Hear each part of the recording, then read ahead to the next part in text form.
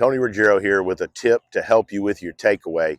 I think the takeaway and how to start the club back is one of the more confusing things. We see lots of folks that get the club in a poor position at the top that they have to recover from on the downswing because the takeaway and how they move the club back isn't very efficient. One of the best ways I've found to teach people how to improve their takeaway is done by simply using this little piece of rope. I learned this from one of my longtime mentors, and it's still ever present on the practice tee with me almost every day.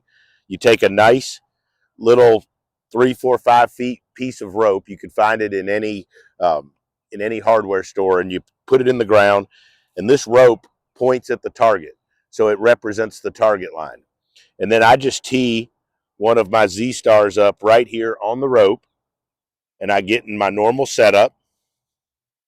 And to improve my takeaway, as I make my backswing, I start my backswing with my chest and my sternum. And as I start back, I make the head of the club point out at the rope. And then here's the key part. As I approach waist high, I hinge my trail wrist and I point a T, which I've placed in the back of the grip, down at that rope. Okay, so let's go back through the takeaway.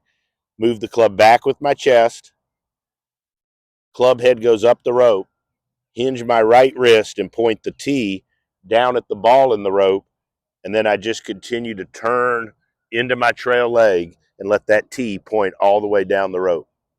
If you learn to take the club back with your trunk and let the club head go up the rope and learn to hinge your trail wrist and point the T in the butt of the club at the rope, you'll get the club face more square and you'll get the club on plane. You'll make a better backswing and have the club in a position you can deliver it and hit some more solid shots.